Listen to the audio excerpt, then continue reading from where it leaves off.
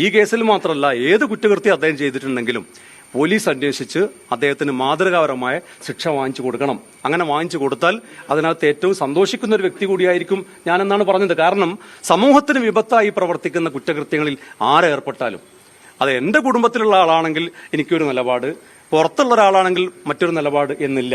എന്റെ കുടുംബത്തിലുള്ള ആളാണെങ്കിൽ പോലും അതിശക്തമായ ശിക്ഷ, മാതൃകാപരമായ ശിക്ഷ കൊടുക്കണം എന്ന നിലപാട് ഒന്നുകൂടി ആവർത്തിച്ചു പറഞ്ഞു. ഇപ്പൊ കൈരളി ടിവിക്ക് ബോധ്യമായോ?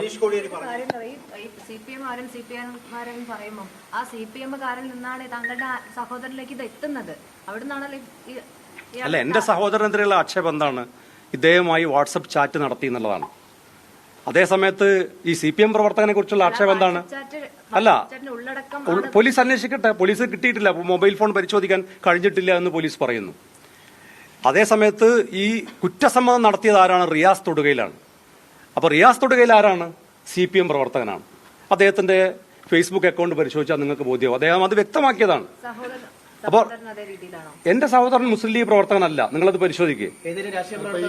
അദ്ദേഹം നിങ്ങളുടെ സഹോദരനെ കസ്റ്റഡി ചെയ്തതിൽ പോലീസ് CPM വേണ്ടി പ്രവർത്തിച്ചു എന്നാണ് പറയുന്നത്. അങ്ങനെയൊന്നും ഞാൻ നിങ്ങളോട് പറയുന്നില്ല. നിങ്ങളോട് ഞാൻ പറഞ്ഞ ഒറ്റ കാര്യമുള്ളൂ, ഈ റിയാസ് തൊടുകയിൽ എന്ന് പറയുന്ന വ്യക്തിയാണ് ലഹരി ഇടപാട് നടത്തിയതെന്ന് പോലീസ് പറയുന്നു. അത് FIRൽ തന്നെ പോലീസ് പറയുന്നു. ആ റിയാസ് തൊടുകയിലെ ഇന്നലെ തന്നെ പോലീസ് വിട്ടയച്ചു. അദ്ദേഹം CPM പ്രവർത്തകനാണ്. അത് അദ്ദേഹത്തിന്റെ ഫേസ്ബുക്ക് അക്കൗണ്ടിലൂടെ അദ്ദേഹം വ്യക്തമായി ജനങ്ങളുടെ മുമ്പിൽ കാണിച്ചൊരു കാര്യമാണ്. അദ്ദേഹത്തെ പോലീസ് സ്റ്റേഷനിൽ കൊണ്ടുപോയത് CCTV ദൃശ്യങ്ങൾ പരിശോധിച്ചാൽ ബോധ്യമാകും. CPMന്റെ ലോക്കൽ കമ്മിറ്റി നേതാക്കന്മാരടക്കമുള്ള ആളുകളാണ്. ആ കാര്യം മറച്ചുവെക്കുന്നു.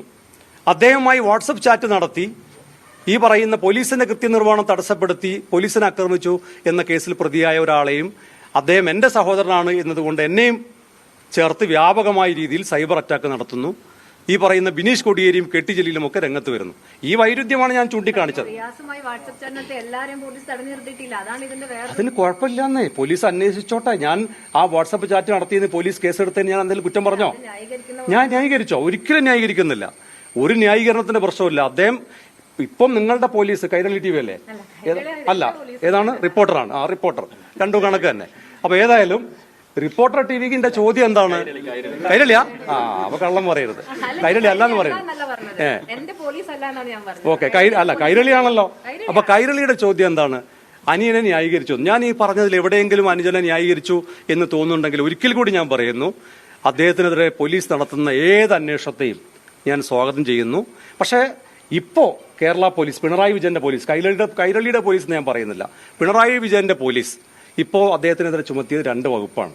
ഒന്ന്, പോലീസിനെ കൃത്യനിർവഹണം തടസ്സപ്പെടുത്തി. മറ്റൊന്ന്, പോലീസിനെ പരിക്കേൽപ്പിച്ചു. ഈ 2 കേസ് അദ്ദേഹത്തിനെതിരെ നിങ്ങൾ ഇപ്പോൾ ചുമത്തിയിട്ടുള്ളൂ.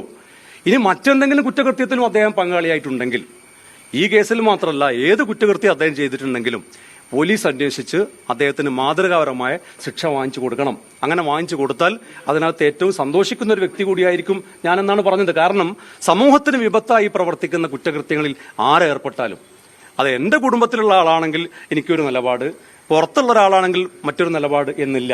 എന്റെ കുടുംബത്തിലുള്ള ആളാണെങ്കിൽ പോലും അതിശക്തമായ ശിക്ഷ, മാതൃകാപരമായ ശിക്ഷ കൊടുക്കണം എന്ന നിലപാട് ഒന്നുകൂടി ആവർത്തിച്ചു പറഞ്ഞു. ഇപ്പൊ കൈരളി ടിവിക്ക് ബോധ്യമായോ?